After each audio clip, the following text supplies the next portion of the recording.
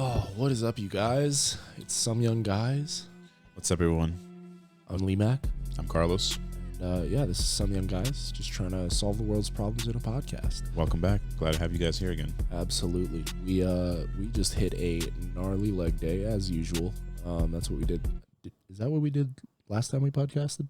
Yes. Never skipping legs, that's for sure. Once a week at least. Yeah. Though Tom Platz said that he said something like you should hit legs twice a month because if you're hitting it any more than that, you're not hitting it hard enough.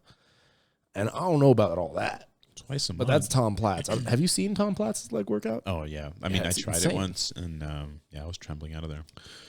Yeah, it's insane. And it's a good workout. But at the same time, I get a pretty good workout without doing that. The only bad thing is that we don't have those what is it called? The squat ones? The squat little, like the machine? The hack squat? The hack squat. Yeah. Yeah, we don't have that, unfortunately. There is one at the other crunch. Really? Yeah. Maybe we should hit legs at that gym next day. Yeah, next time. Do that. But yeah, man, a lot has been going on. Yesterday was apparently so today is Saturday. Saturday the 14th. Yesterday was Friday the 13th, and apparently there was supposed to be a global day of jihad, according to Israel. I have not been following all of that, honestly, all that much, just because it is not my business, and I really, really, really don't like how much America is trying to get involved in everyone's business. Yeah, it's funny. We were actually talking about it the other night. One of my coworkers and I. He told me, he's like, have you been following up on it? I'm like, not really, but I've heard of it. He's like, okay, so you know about it. I was like, yeah, of course. And he's like, okay, whose side do you stand on? Palestine or Israel? And I'm like, to be honest, I'm a guy for world peace, but the payment for world peace comes consequences of like death. And that is true. Unfortunately, there can't be perfect peace. Yeah, there's no such thing. This is not utopia. You cannot have utopia on Earth. Like, that's just not going to happen. It's not. People have differences. People have, their own mind, and it's set to a certain degree to what they want to believe. Unfortunately, religion is a big thing that plays in people's minds, especially in those countries. Because I'm pretty sure in America, no one gives a shit anymore. Yeah, no one really cares about that's granted. There is a serious argument to be made about the lack of religion being the very problem in America. That being said, when you have religious divide like you do in the Middle East, that causes its own problems. But that being said, like, a lot of it comes from them being a third world country and the living conditions being terrible. When men are in destitute situations like that, they tend to get a bit more violent than we like them here in America. Which is really like a testament to how good things are in America, that it's crazy that people just don't appreciate at all. Yeah, it's sad. I mean, the fact that we were talking about it, my buddy and I from work, he's like, if you were the president or the leader of Israel, what would you do? Would you fucking start sending bombs and like foot on the ground, taking out people and like taking over this country, or what would you do? And I'm like, dude, you're asking the wrong person, bro. I couldn't kill a fly if it harmed me, but like, yeah, you could. We've had conversations. No, I know. Because don't lie. What I'm trying to say is like there has to be a cause for me to have an effect on this person. You can't just like I would forgive you, but if you hurt anyone that I love, then that's a different story. Yeah, but. In that case, he's like, what would you do if you were the president? How would you resolve this issue? I'm like, dude, you're asking a big question at 3 a.m. in the morning. Okay. That's true. My brain is fried. He's like, no, this is the shit. Think about it. I was just like, this is the shit I do at home. And I'm like, okay, relax. And then we start going from like the war in Israel and then going over to the issues we have here in America. And, and he's like, okay, what if you were the United States? Would you help or would you not help? It's like, don't you think it's fucked up how this guy paraglided into this concert and just fucking started like blasting all these people? Yeah, absolutely. Hamas is doing some really messed up stuff. That shit was some like wild shit. What it sounds like to me, from what I've heard from all sources, is that both sides have been doing really messed up things to each other. The killing of civilians at this music festival. I saw a video. There was no like, I didn't see anyone die in this video, but they were just at the festival shooting into porta potties they were closed. All of the doors and all the porta potties were closed, but he just went one by one, pumping rounds into porta potties to just kill as many people as possible indiscriminately, which is so like, I don't think I need to explain to you how messed up that is. And there are people siding with them. BLM apparently is siding with Hamas that did all that. I think it's Hamas that did all that. I could be wrong. I'm pretty sure Israel is the one that invaded Palestine, correct? Mm-hmm. Okay. That's Hamas, right? The one that paraglided in is Hamas, I believe. Yes. I believe I have that correct. You can tell I have not been following this issue as much. I have no idea either. But obviously, going in and indiscriminately killing civilians. I saw another video actually of a car that pulled up to a guard gate. I can't remember what the gate was, like the entryway to. I think it was some political building or whatever, but some civilian vehicle pulled up to the gate. The gate opens, and then Israeli soldiers come up and start shooting into the car just for no reason. Like, it was obviously civilians. They were not military personnel. They just start killing these people in the car so that they can get into the building when they did not need to do that at all. You could have just held the guns to the people and then gone in the building. Like, the killing of innocent civilians in general, totally just denounced. Yeah. Denounce all that. I mean, just like 8-year-olds, Yeah, and like, apparently there was a story of babies being beheaded. That's some fucked shit. All stuff like that. And yeah, it's insane. It's absolute insanity. So I was a little worried about the global day of jihad that they were talking about because, our border has been very porous, and who knows who's been getting into the country because of the open border policy. Like, there are people from not just Mexico. Like, there's people from Africa, from China, from Venezuela, from Salvador, all kinds of different countries, not just Mexico. They're going through Mexico to get into the country, but from all over the place. We don't know anything about most of these people that are coming through. And it's kind of interesting. The campaign for the last Call of Duty that came out was precisely that possibility of someone illegally entered the country through the Mexican border and had a S vest on, the unalive yourself vest, because that's a word you can't really say on the streaming services. But you know what vest I'm talking about, the one that blows people up, including yourself.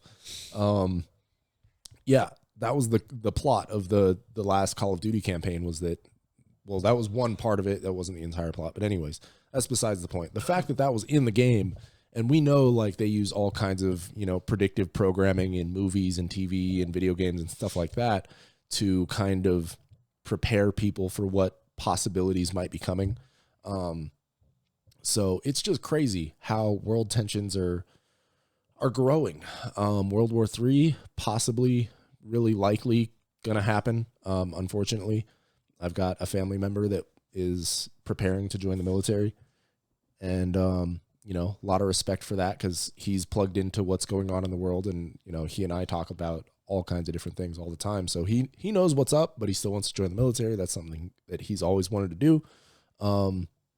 So I support him in that, in terms of like, some people are just made to be warriors, and that's what they want to do. I've got friends like that. I respect service members, but I do not respect what our government makes them do.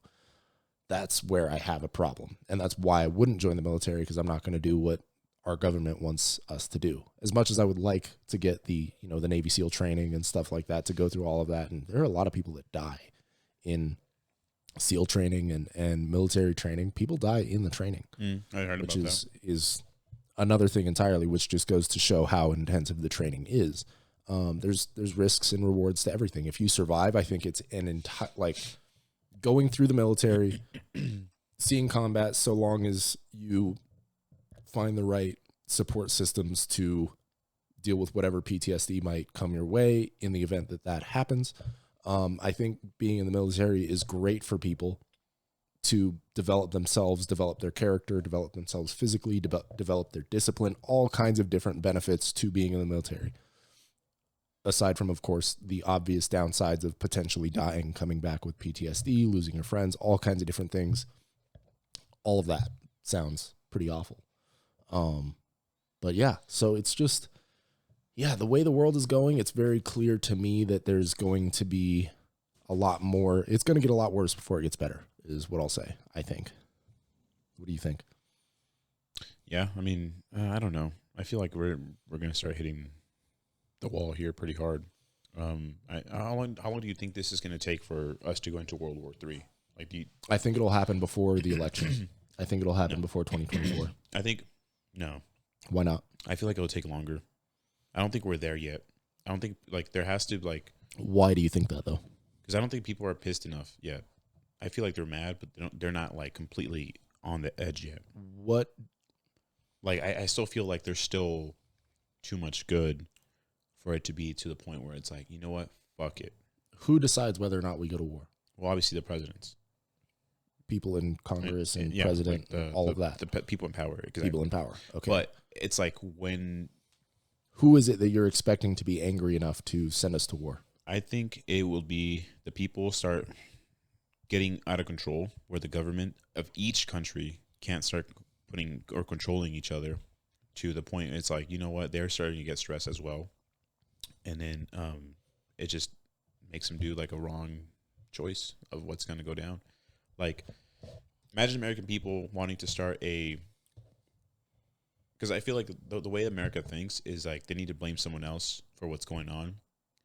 And I think that they're going to use that to cause some type of war because war brings money. I mean, they're using. Oh yeah, they're using the Ukraine. military industrial. Dude, there's weapons that we lost in Afghanistan. That have been not only our vehicles but our weapons themselves have been flowing into there have been pictures coming out of Hamas soldiers carrying weapons that typically you don't see on terrorists. You typically see AKs and Russian weapons and Chinese weapons. You don't usually see M4s, Mark 18 carbines. You don't usually see American weapons in foreign countries unless it's Americans using them or supplying them.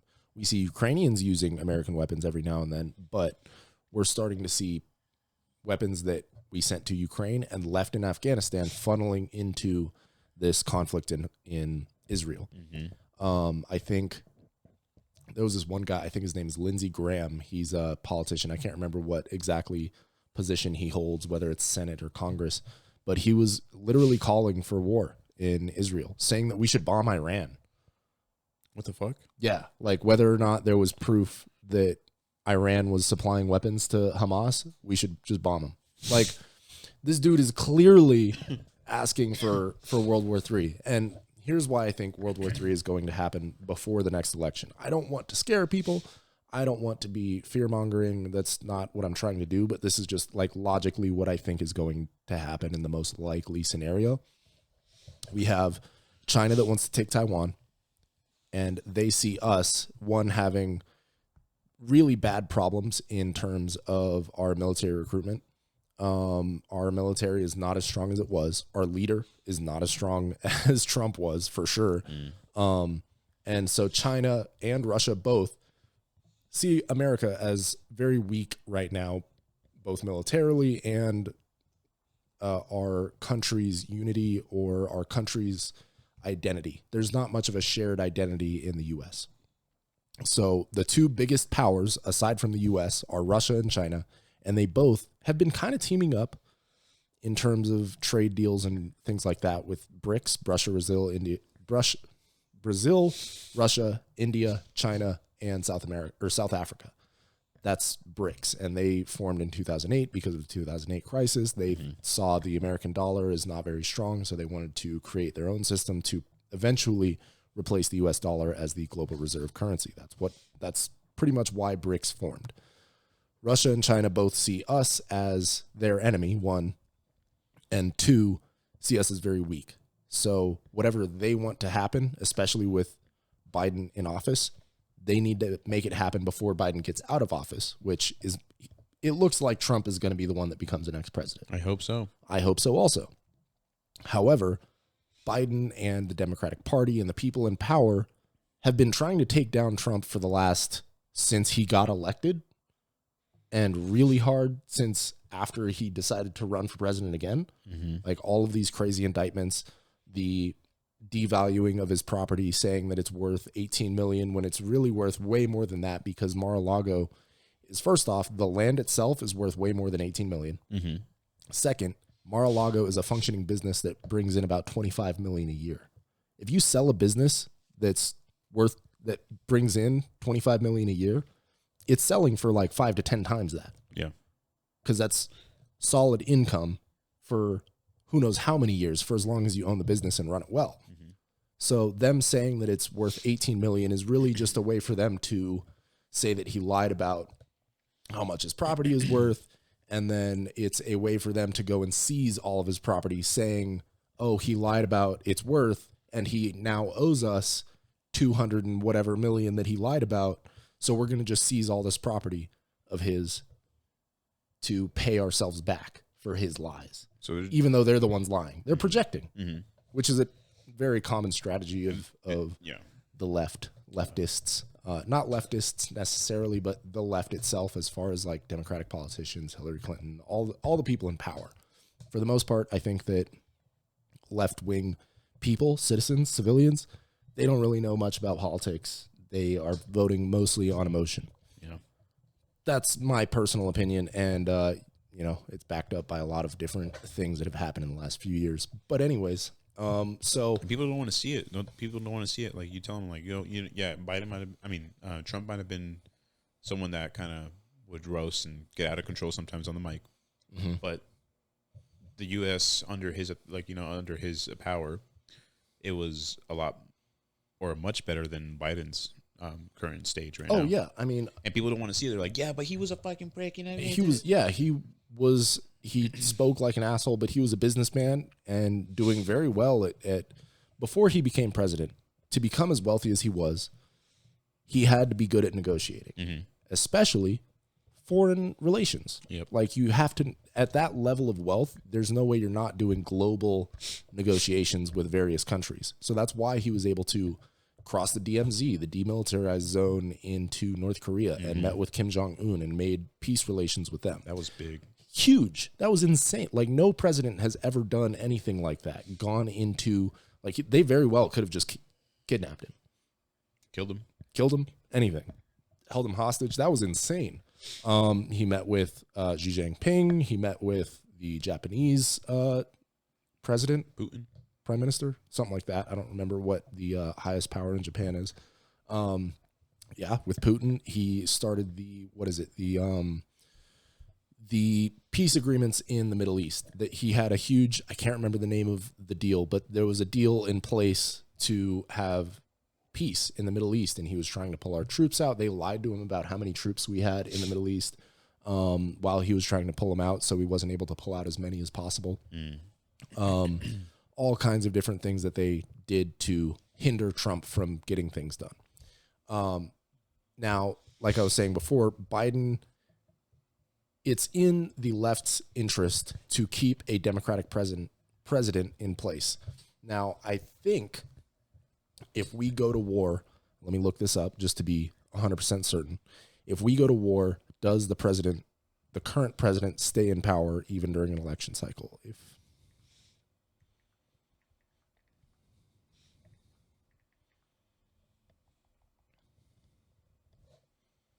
If we go to war, will there be an election? War powers of president.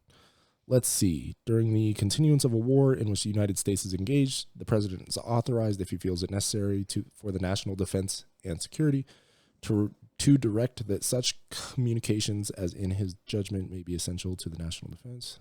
Let's see.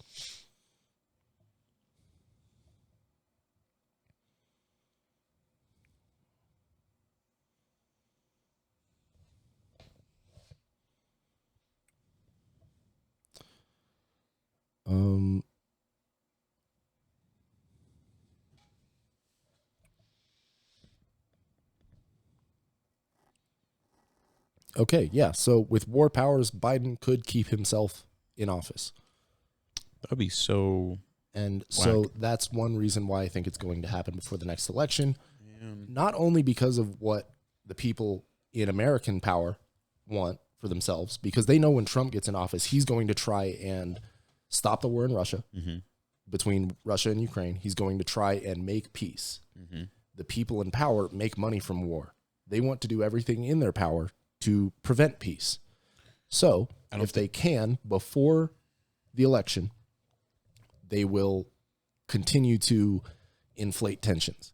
I don't think Trump's going to be president, unfortunately. You don't think so? I don't think so. Why is that? Because of the war? Because not just the war, but the Democratic Party is really like have the whole government, like, or the whole state in power. Like they are very clinging on to everything right now. They are. That being said, I feel like, if Biden can't continue, because my gosh, I don't even think that guy's even running the world anymore. I think they're just using him as a facade. Yeah, he's a puppet. Yeah.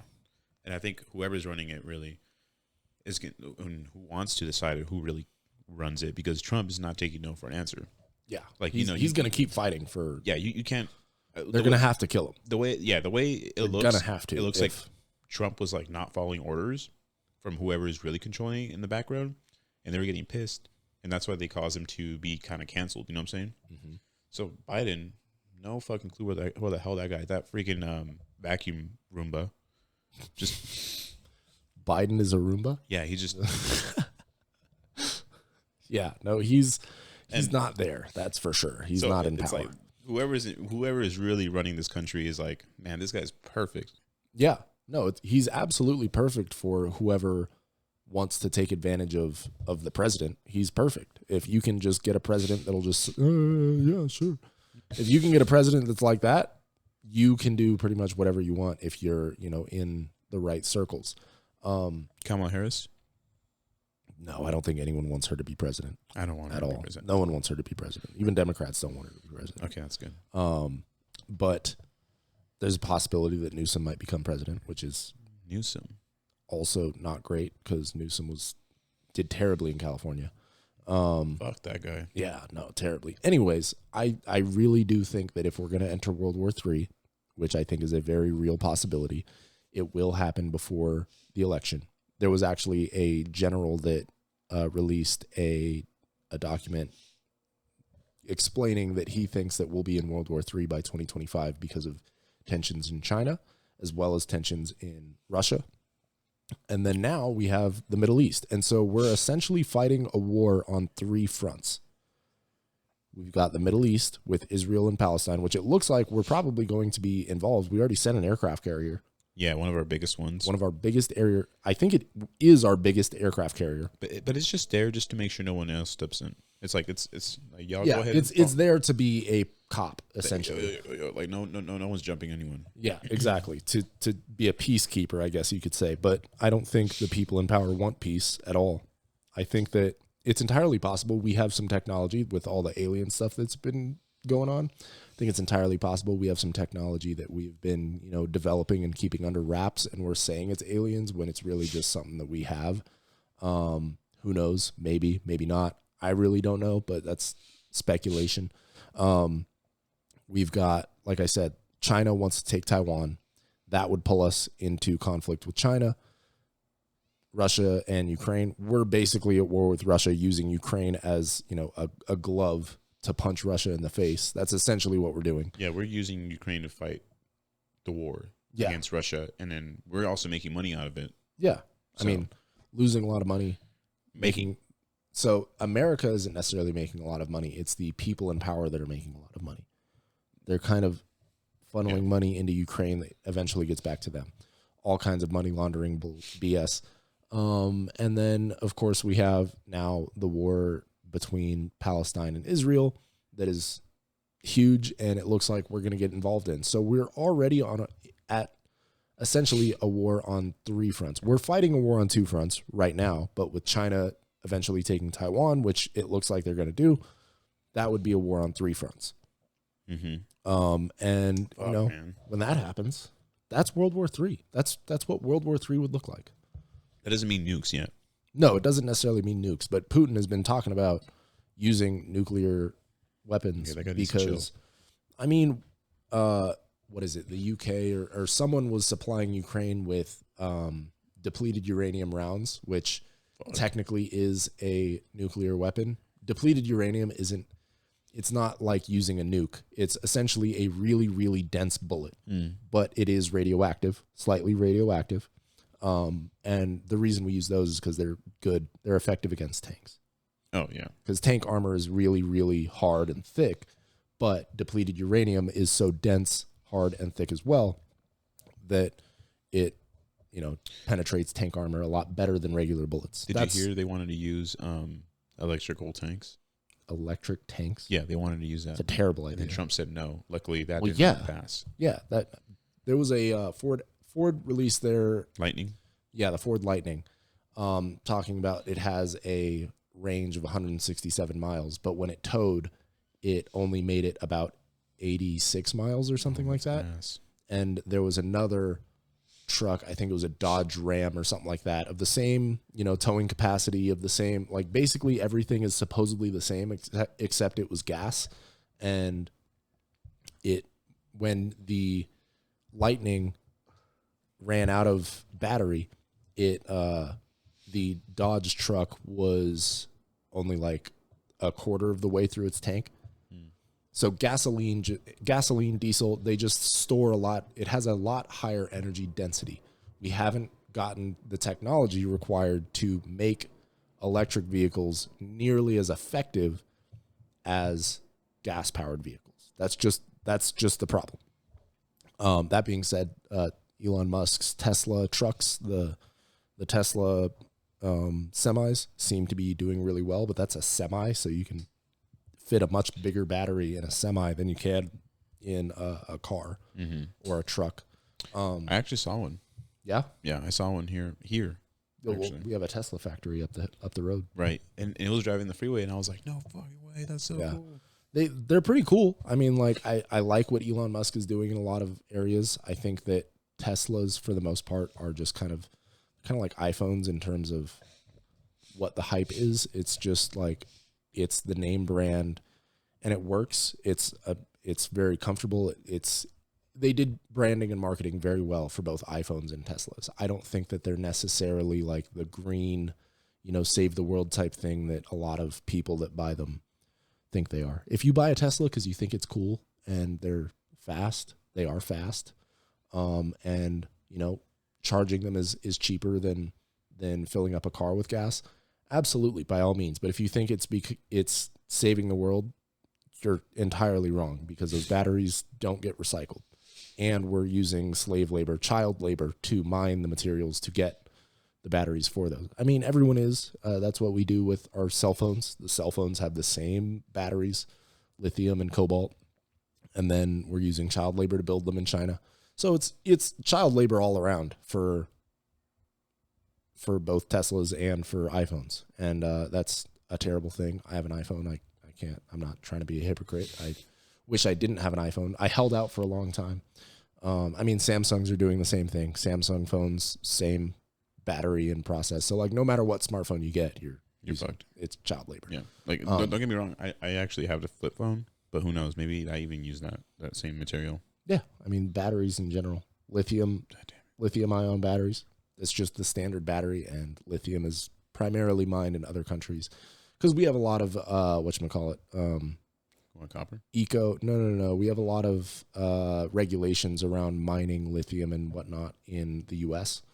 So that's why we outsource all of our production and mining and all of these different things to other countries, is because it's a lot cheaper and a lot easier to get it done over there than it is here, because we have so many regulations around mining, which makes it that we essentially have to use child labor or make it prohibitively expensive. An iPhone they could probably make it the same price, but they would make a lot less profit. And that's the main reason that iPhones cost as much as they do, is because of the profit that they get. Apple is worth so much money. Mm-hmm.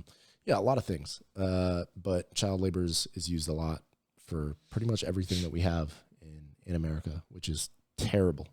I don't feel good about it at all. Yeah, it's bad. Yeah. We are really a really bad country. Like the leaders, at least, the business owners that, that. Not all business owners. No, not all of them. Just the majority of them that we use day to day stuff, like Amazon. Yeah, all the major ones, all the biggest ones are using outsourced labor. Customer service is terrible because it's cheaper. It's cheaper, and they can make more profit that way. And Americans really like their comfortable lifestyles. Yeah. Imagine. I'm one of them. I'm not trying to be a hypocrite. It's just the way it is, though. You got to be at least aware of it and willing to admit it. Like, that's why I say, I think America's time is up. Like, I think it's time for it's very close to us being up. Suffer like they've suffered for many years. You know what I'm saying? I think it's like that switch is going to happen where it's like we're going to finally be at the bottom. America's on a downward spiral for sure. Yeah. And we have been for a while. And it didn't have to be this way, but there were a lot of people that wanted power and money and all of that used other countries to profit off of. Yeah, it's tragic. Looking at every nation, every empire throughout history, Rome, Greece, Babylon, all the different massive empires that ever existed throughout history have a similar trajectory to what America's going through right now, especially with the internal strife that we're having with,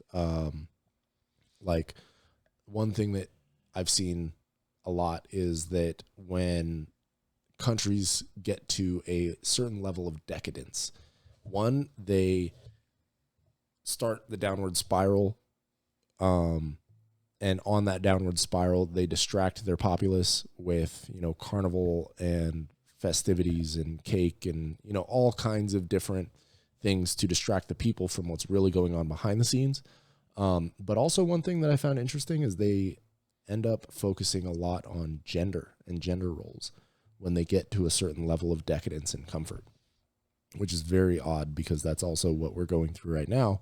And I think part of it is that when you become so removed from reality, the reality of fighting to survive, whether it's fighting against nature or fighting against neighbors that might want your stuff, want your resources, whether it's another country, whoever that wants your resources, when you are insulated from that reality, you start to kind of make up your own struggles. And that's kind of where America is. That is where America is. Not even kind of. It's like the feminism movement is like toxic masculinity everywhere. It's all kinds of different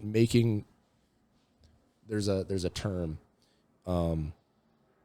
but basically making a big deal out of nothing. Yeah, I feel like we're complaining about nothing. Well, the whole world is like going to shit. And we're here like, oh my God, like this and that. Like racism is such a big problem in America when there's so many other countries that are very, very racist. It's big. Oh my God. In Japan, people, oh man, people don't even know. Like I was watching a couple of videos about that stuff. Like people don't know how racist some, not all, but Japanese people are. And they don't expect it when they go over there. They have like certain clubs where they have signs where like gaijin only, which is like foreigners basically, club only. And you can't get into the other clubs where it's just strictly Japanese people. And you don't see like go ahead and do your protest over there. Let's see what happens. Yeah, I'm sorry. Like, good luck with that.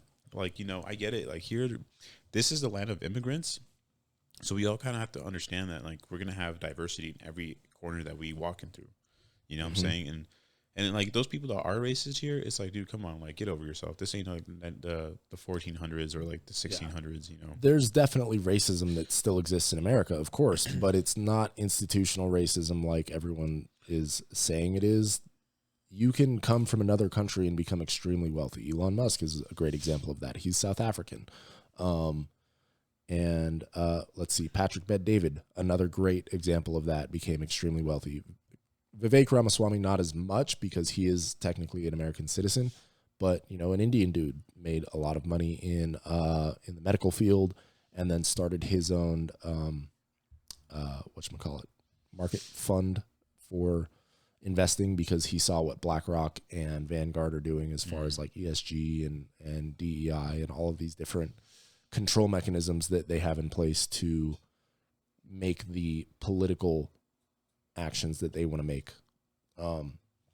Yeah, there's a lot going on in the world that is a lot worse everywhere else except for here, and yet for some reason everyone here is freaking out about racism and all kinds of different issues that, quite frankly, are not nearly as bad as most people think they are. Foreign countries, Yeah. Like, if you want real institutional racism, in Sweden, they had a population of, I think, Somalians or Sudanese, something like that. A population that was immigrated from Africa. And they completely segregated this population of people to the point where even the people of that nationality, I can't remember which one it is, but even the people of that nationality that were born in Sweden don't see themselves as Swedish, and they are not treated as Swedish. And Sweden has a lot of hiring practices where they only hire Swedes, which is tragic because you have an entire population of people that are just not integrated whatsoever into the country because the powers that be don't let them. And going back to Japanese, like Japan, I'm not hating on them. Like I love Japan. Like Japan is dope. I want to visit so bad. Places I want to visit. Number one. And even if they they don't allow me into like certain places or something, I totally get it. That's their culture. Rule your shit, dude. Like, if you tell me what to do, like if that's not allowed, then cool. I'm not gonna go over there and be like, what the hell? That's racist. That's messed up. Like, dude, who am I to go to a different country and set rules? Like, yeah, exactly. That's like the most American shit ever. Good way to get kicked out. I'm sorry. Yeah, you can't be like that. You can't be that arrogant. And it's actually a good thing because they preserve their culture that way. And in America, the way that it was supposed to be is that you can migrate to America legally, but you have to adopt American culture and customs. But if you don't have a system in place to integrate new immigrants into the country, legal immigrants especially, then you end up losing the values that make America America. You end up losing the values that make your country and your culture what it is. And then you lose your culture. That's actually happening in Louisiana. So in Louisiana, you have the Cajun population that speaks a lot of French. Like originally it was French. That was part of the culture is they were French speaking people. They were African Americans speaking mostly French and English. And that population is kind of dying out because of the illegal immigration. And so there's just not as much Cajun lifestyle. There's not as much Cajun culture because it's being replaced by Latin Americans coming into the country illegally. So you're losing an entire culture because we are not integrating or protecting that culture by having laws in place that make it so that illegal immigrants can't just replace the people there. Right, yeah. And it's illegal immigrants from all kinds of different countries. Now, it's not just Mexico. I got a question for you. Yeah. You think we have room for these people? Yes. I do think that we have room for as many immigrants as we can take. That being said, it needs to be done legally, and those people need to be integrated into American culture and adopt American customs. You'll love the conversation my buddy and I were having, because I had a closed mind, right? And then, you can only have conversations like this with open-minded people. So I was like, I'm opposed to what you have to say. And he proved me wrong, and I was like, oh, thanks for opening my eyes. Thanks for proving the facts and showing me that it is possible. Awesome. Okay. That changed my whole mindset. So I'm like, I don't think we should allow just anyone or everyone into this country. I agree.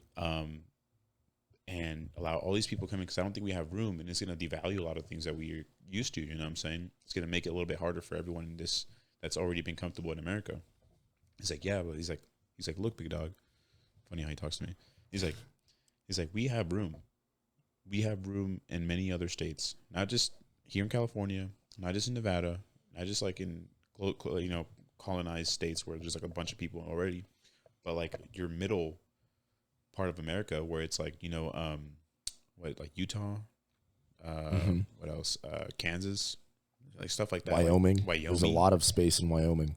All that stuff. Like there's like literally the population is no more than like certain cities. No more than 10,000 people, and it's like tiny little areas. is like that area can be grown, can be populated, can grow Absolutely. jobs. And it's true. I looked it up. I actually did my own research too. Apparently, immigrants bring $1.3 trillion into this country, making the economy better because they create businesses. They obviously bring new food to the country, which is amazing. Yeah, bring new culture. I love right? new culture. Exactly. Absolutely. But it also needs to be with respect to American culture. And regulated. I mean, you can't just let everyone in here. Like, Yeah. you can't, like, you don't want criminals like coming in here. And this is exactly what Trump was talking about, that he got, shit on for talking about when he said that they're not bringing their best and brightest. When he was talking about illegal immigrants, that were there are a lot of criminals. There are a lot of, like, there was a story of, let's see, I think it was an illegal immigrant. There was a girl, she was like 11 years old, so it was a family of illegal immigrants. It was I don't remember if he was related to them, but this family had an 11-year-old daughter. I think she got sick or she needed something, and she was left alone with this other guy who ended up raping her. And it was a huge thing, but then they found out that he was an illegal immigrant, and the story just completely died. And another example of this is there was, it's not an example of illegal immigration, but an example of the media manipulation around these contentious issues of whether it's race issues or whatever. There was recently, I can't remember where it was. I think it actually might have been Louisiana or Philadelphia, something like that. But anyways, there was a story of a bunch of swastikas being put up around, like painted on walls in a black neighborhood and on people's houses or something, on a bunch of black people's areas, which is terrible. And then it come to find out it was a black dude that did it.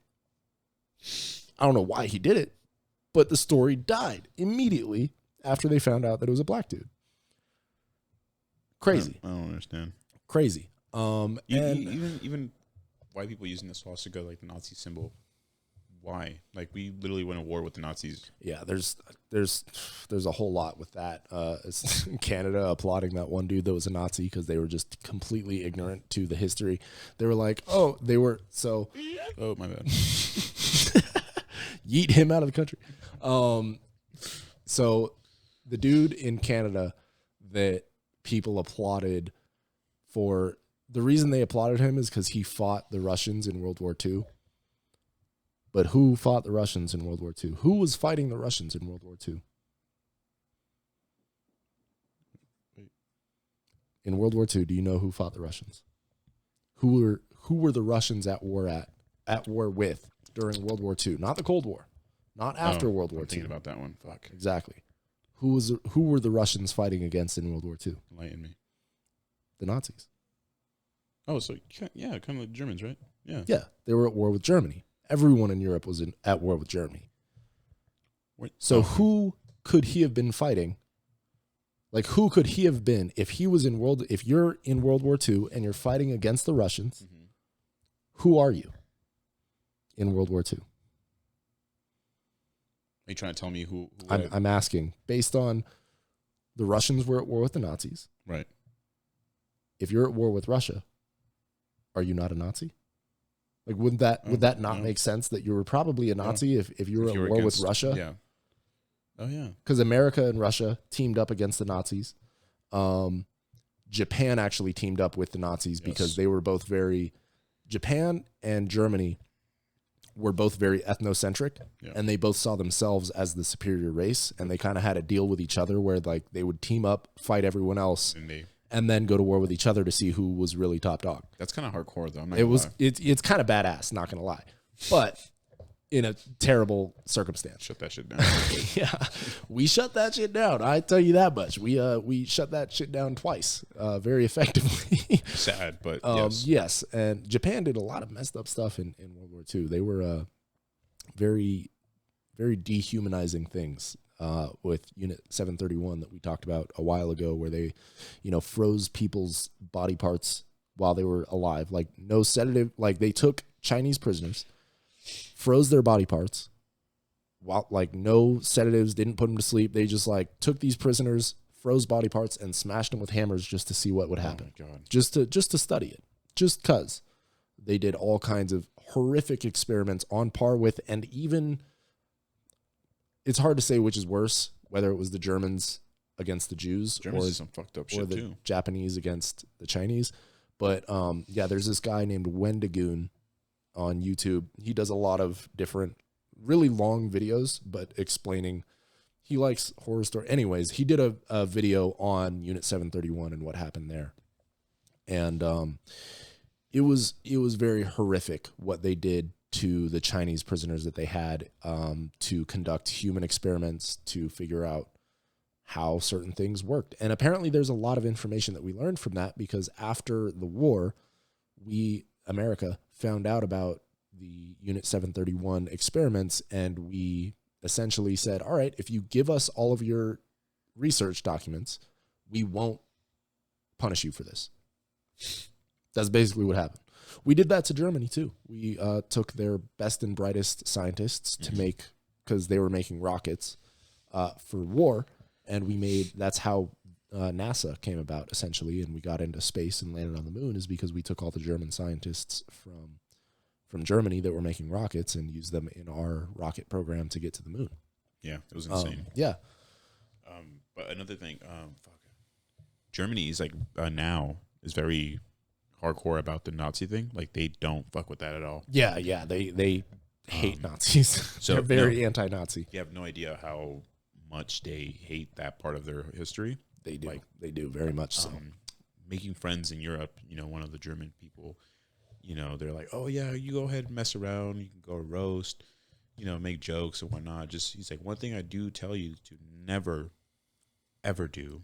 Never bring up World War II. Never bring up Nazis, or never, do the whole like Hitler hand thing. Yeah.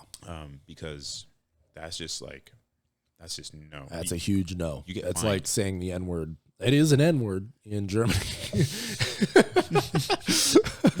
They don't fuck around. Like he told me, they do not mess around with that. that. That's something that we don't do. We don't bring up. And he's like, you will go to jail, and you will get fined. I believe it. Like I'm more than 800. I respect it. That's a great redemption arc, honestly. I think it's awesome because because here in America, no one gives a fuck. They make fun of that. They make memes out of that shit. Oh yeah, absolutely. Yeah, and we make jokes about everything. We do not care. Like no wonder people hate us. Like yeah, that's true. And then my buddy and I were just like, yeah, like it's kind of fucked up how like it's not seen as like something that's bad or crazy. We don't take it serious. We don't take anything seriously enough in America. And it's sad because and then they're like, no, we take it serious. Like shit, people are punished for that shit hard. No, it's bad.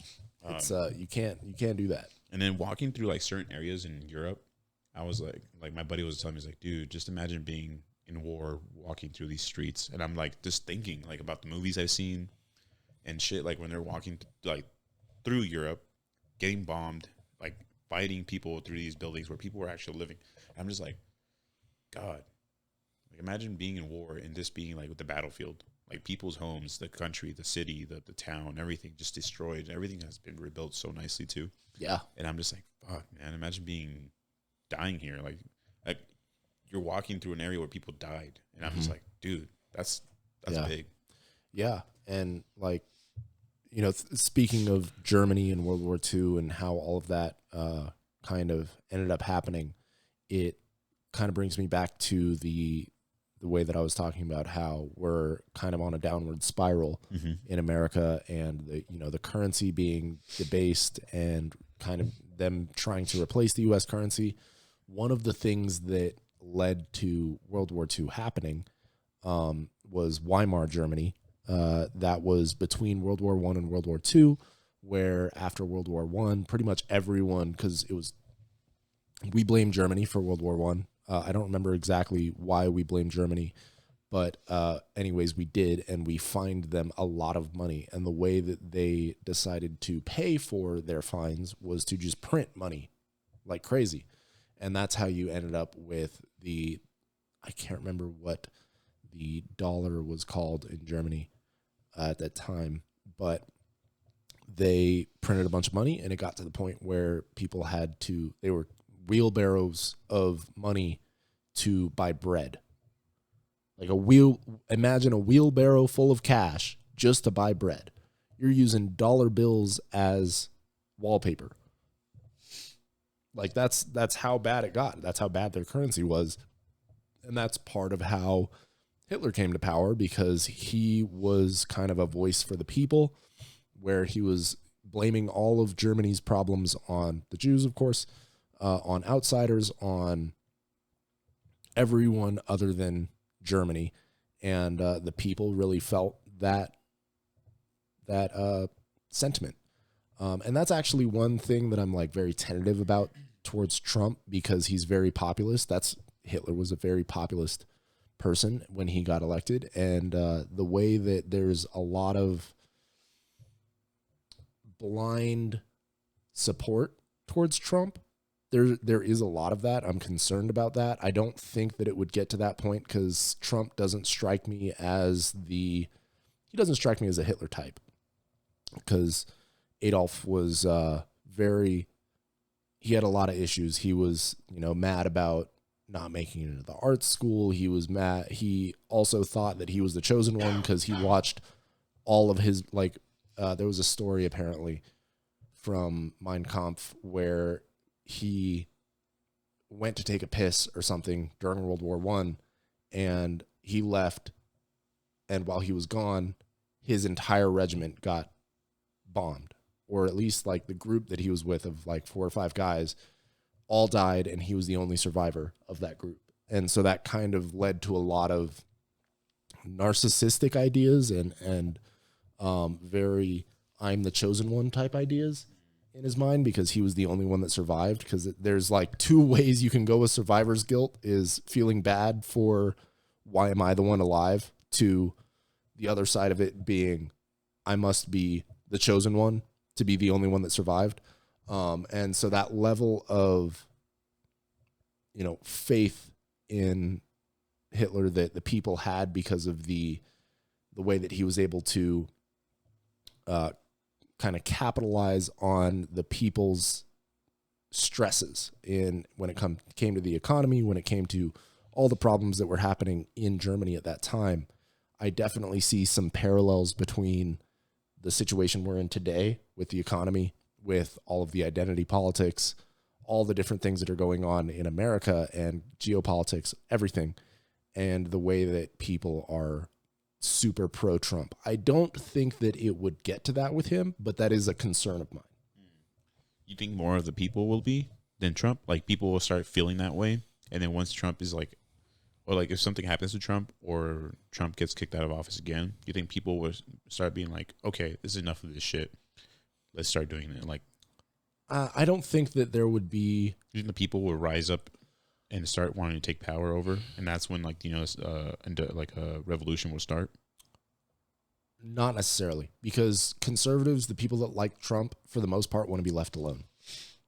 A lot of Trump supporters are just conservative Republicans that are more libertarian leaning, where they just want to be left alone, and they're tired of America intervening in everyone's problems. Okay. They're tired of all these forever wars. They're tired of the establishment as it's been, a lot of the corruption that's been in the U.S. It's mostly our own politicians that Americans are furious against. It's not much of ethnic groups that people are furious against. Okay. That being said, there are definitely racists that are fans of Trump. There are definitely people that think that black people are the problem, primarily because of BLM, which is really unfortunate, because I don't think BLM represents black people very well at all. BLM is really more of a Marxist political movement ideology based on a lot, like originally in the BLM website, on their main website, they had a paragraph talking about their mission statement, essentially. And there was a sentence in there about the destruction or supplanting of the nuclear family, which is the main thing that would save black people, is the promotion of the nuclear family, of 2-parent household, of solid family unit. that would be the number one thing that would save black people from the various ailments that the black community is facing, is a stronger family unit, stronger family values, like we used to have back in the 70s, in the 60s. Mm-hmm. Black people were very, very pro-family, very Christian, very all of these different things, but they've been, co-opted by the Democratic Party that is Malcolm X had a phrase that he said, let me actually look it up so I don't quote this wrong, but he said something about the Democratic Party being let me see, Malcolm X. When is that time where the House, the whatever represented the Democratic and the Republican switched? You remember that? Yeah, people say that there was a party switch. Yeah, and then because it used to be the other way around. Like a lot of conservatives and religious followers were Democratic, and then I remember reading that. Hold on.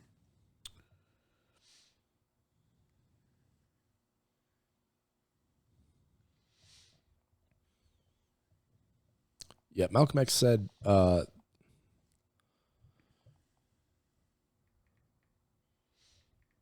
he had a phrase where not a phrase, but he had a speech where he said that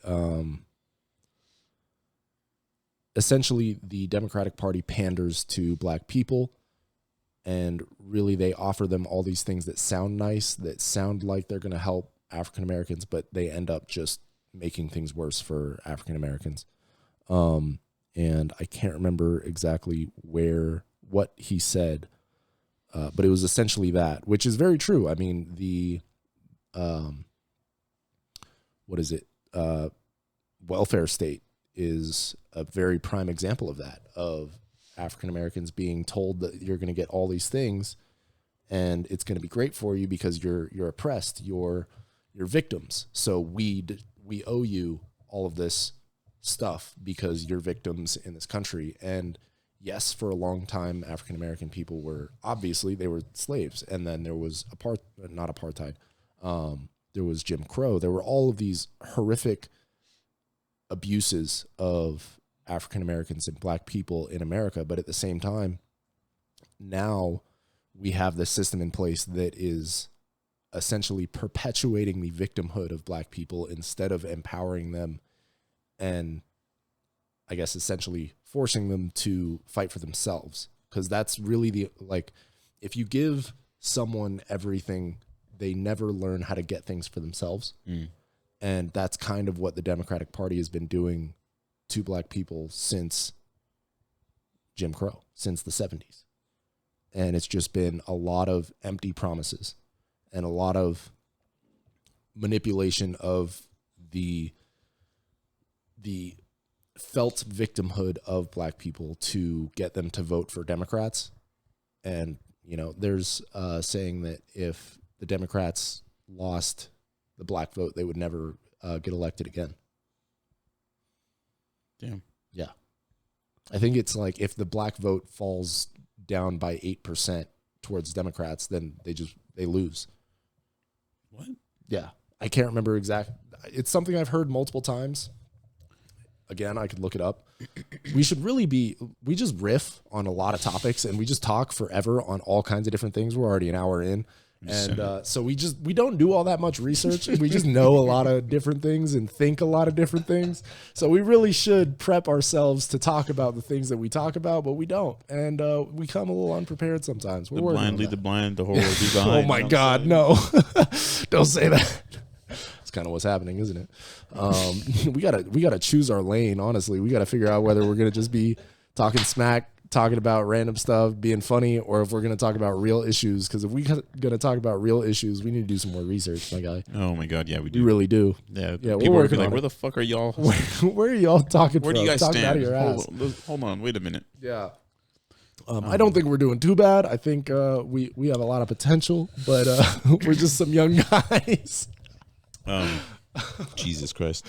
Yeah, that's funny. Whoever is watching this, if you made it this far, props. Just know we stand on the right side. We're on the right side of history. Not as a Republican right side, but I mean, like, yeah, we're mostly, I guess most of our views would be seen as Republican, but I think we're pretty independent as far as, because Democrats and Republicans both terrible. As far as politicians go, most Democratic politicians and most Republican politicians are just terrible. We need to get all these old people out and get some young people like Matt Gaetz. Got Kevin McCarthy out, and Kevin McCarthy was a Republican that was basically making backdoor deals with Democrats to fund certain things. And Matt Gaetz has put forward a lot of different things that would be very good for the country, like single issue spending bills instead of these giant bills that have all kinds of things. It's like called the Saving Puppies Act, but really it also has a sentence about going to war with fucking Sudan or whatever. And that's how we've been passing bills for the last, I don't know how long. Also the lobbyist. Yeah, lobbyists.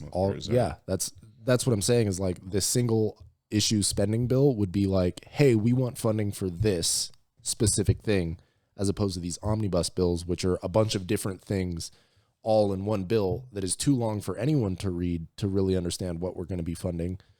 So, yeah, that's something that we need. It's like, yeah, it's exactly what I said. It's called the Saving Puppies Act, but really there's a sentence in there about going to war with Sudan. And that's not a literal example, but it's kind of how things have been done for a long time. And Matt Gaetz has put forward an act or a bill where we would only do things with single issues as opposed to saving puppies as well as going to war with Sudan, as well as 10 other things that no one has time to read because they just want to get their things put through without any scrutiny. Yeah. But I think that's good for today on our multiple issue podcast, talking about trying to save the world's problems or solve the world's problems in a podcast. More like talking shit about the world's problem in a podcast. Yeah, no kidding. Just trying to open your guys' minds, open your eyes to all the different things that you really should be paying attention to. A lot of people think that politics doesn't affect them until it does. And it does affect you every day. Your everyday life is affected by politics. Your prices, gas prices, the food prices, everything is affected by politics. Whether or not you can charge your car, whether or not you have a gas stove, whether or not all of these different things are affecting your everyday life. And if you're not paying attention to politics, you're just sticking your head in the sand and hoping it doesn't affect you. And it does. Getting kicked in the ass, wondering where the pain is coming from. Exactly. It's from the politicians. Dude, I had to put gas in the car the other day. $5, like 5 something for gas. I'm like, I almost lost my shit, bro. I paid literally like $85 for like 9-10 gallons. I almost lost my shit. It's crazy. I got to put premium in mine. I wanted to cry. It's bad. It's bad. Premium. $5.70 for gas. Wait. For premium. $5.69, but you know, it's $5.70. Same thing. Oh my God. How much did you pay in total? Like 78 for, I want to say it was like 12 gallons, 13 gallons. It's just like wild, bro. Yeah. You think, man, this is another conversation from the podcast, but what I was going to say is, like, you think they're doing this on purpose to push electrical vehicles? Probably.